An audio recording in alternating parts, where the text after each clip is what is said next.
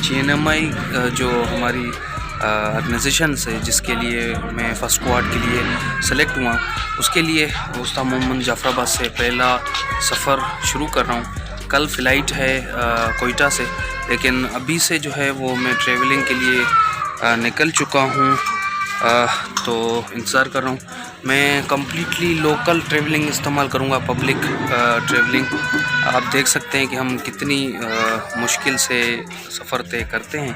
तो आगे सफ़र में देखते हैं। इस वक्त डेराला यार पहुँच चुका हूँ।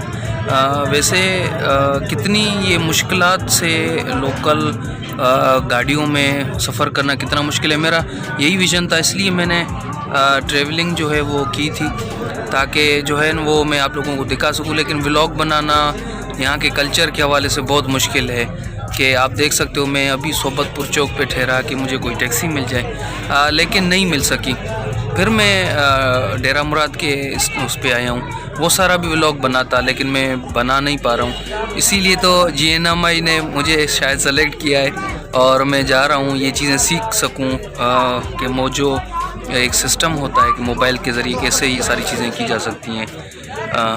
मैं इस वक्त डेरा मुराद में पहुंच चुका हूं और आगे सफ़र जारी है। मैं लोकल ट्रैवलिंग कर रहा हूं, शायद शोर बहुत ज़्यादा होगा। के ज़रिए हम लोग डेरा मुराद से निकल के आ गए और इस वक्त बस मगरिब ही होने वाली है और मगरिब की नमाज की वजह से हम लोगों ने नमाज मगरिब के लिए ठहरे हैं। तो आगे सफ़र जारी है। कोयटा पहुंचने में अभी 3 से 4 और मज़ीद घंटे लगेंगे, शायद ज़्यादा लगेंगे, और देखते हैं। और मगरिब भी होती जा रही है।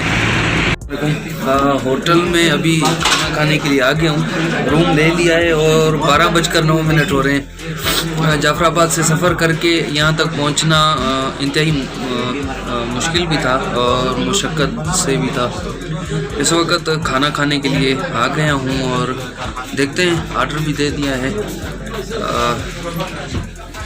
इंतज़ार करते हैं खाने का। बहुत भूख लगी है। जाफराबाद से यहाँ तक सफ़र करना बहुत मुश्किल था और जो हमारा वैन वाला था तो सिर्फ ऐसे सफ़र ऐसे किया जैसे हम लोग दुबई से आ रहे हैं पाकिस्तान, वो भी गदा गड्ढे पे।